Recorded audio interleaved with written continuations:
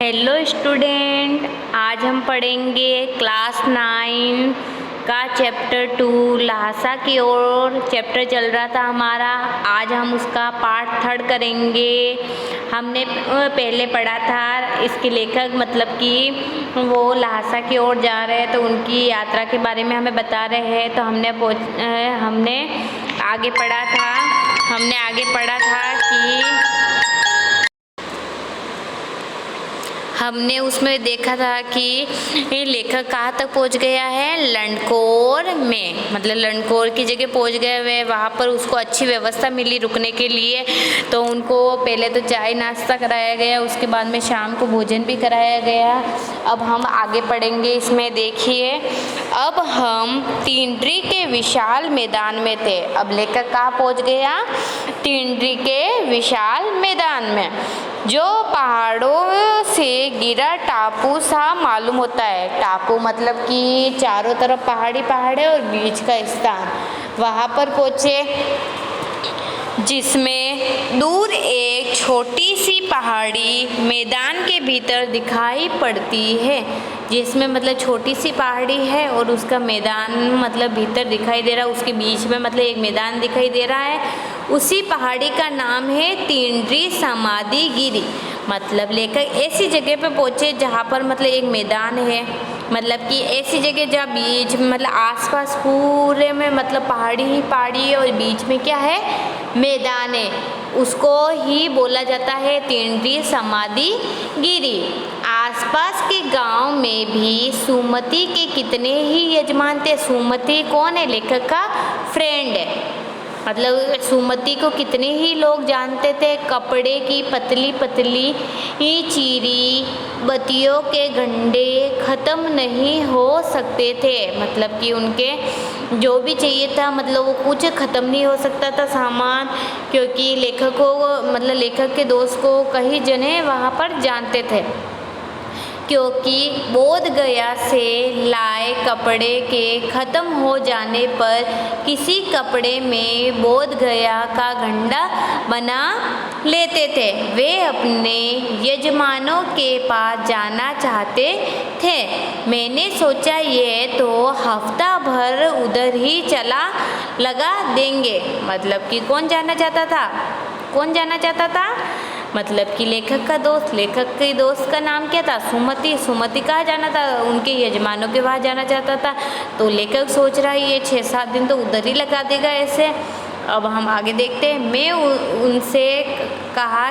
उनसे कहा कि जिस गांव में ठहरना हो उसमें भले ही गंडे बांट दो, मगर आसपास के गांवों में मत जाओ। मतलब जहाँ पर रहना है उनको मतलब गंडे के नहीं दे दो और यहीं पर रह जाओ, मगर हमें कहीं और नहीं जाना है। इसके लिए मैं तुम्हें लहासा पहुंचकर रुपए दे दूंगा। मतलब कि यहाँ के पैसे थे शायद गंडे, तो ये दे दो और लहासा पहुंचकर मैं तुम्हें रुपए दे दूंगा। सुमति ने स्वीकार किया। दूसरे दिन हमने भरिया ढूंढने की कोशिश की, लेकिन कोई न मिला। मतलब हमने कुछ भरिया चीज़ है इनके जो ढूंढने की कोशिश की, मगर कोई नहीं मिला।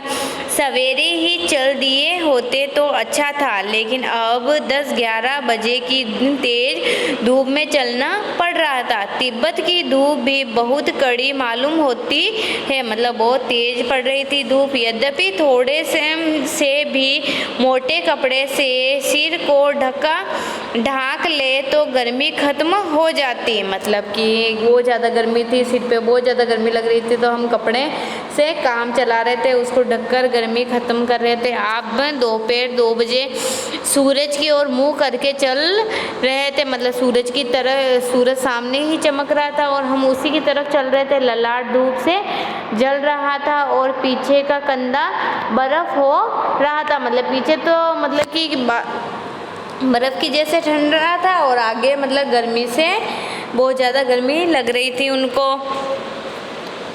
अब आगे देखते हैं। इसमें लेखक कहते हैं इसलिए 2 बजे मतलब मुँह करके चल रहे थे।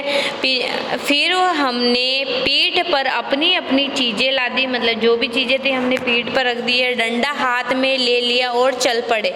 यद्यपि सुमति के परिचित तीनरी में भी थे, मतलब सुमति की जान पहचान के तीनरी में भी थे, लेकिन वह एक और यजमान से मिलना चाहते थे। इसलिए आदमी मिलने का बहाना कर शेखर विहार की ओर चलने के लिए कहा।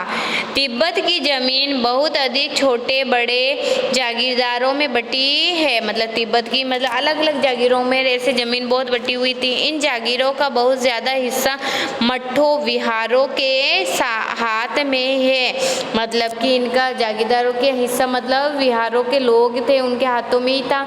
अपनी अपनी जागीर में हर एक जागीरदार कुछ खेती खुद भी कराता था, मतलब जागीरदार के पास ज़मीन थी तो वो क्या कराता था, खेती कराता था, जिसके लिए मजदूर बेगार में मिल जाते थे, मतलब खेती में काम करने के लिए लोग मिल जाते थे, मजदूर मिल जाते थे। खेती का इंतज़ाम देखने के लिए वहाँ कोई भिक्षु भेजा जाता था कि वो काम कर रहे या नहीं कर रहे, तो किसी भिक्षु को देखने के लिए भेजा जाता था, जो जागीर के आदमियों के लिए राजा से कम नहीं होता। शेखर की खेती के मुखिया भिक्षु नमसे बड़े भद्र पुरुष थे, मतलब बहुत अच्छे थे।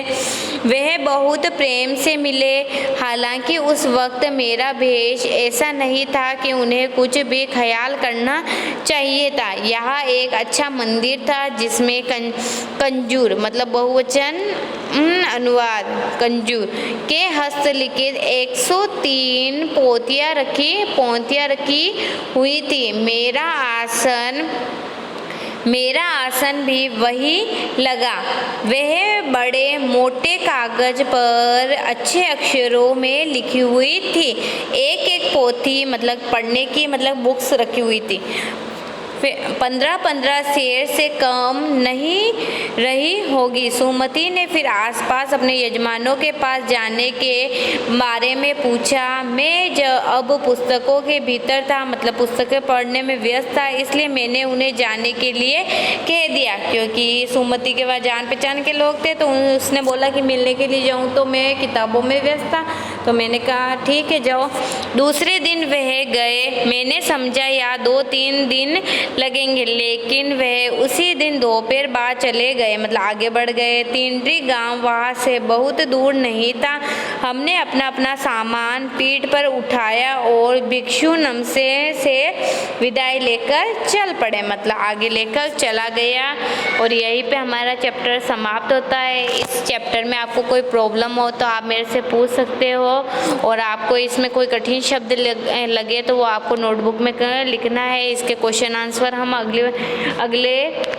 अगले वीडियो इसका PDF सेंड करूँगी आपको इसके क्वेश्चन आंसर का। अगर उसमें कोई दिक्कत हो तो आप मेरे से पूछ सकते हो। Thank you.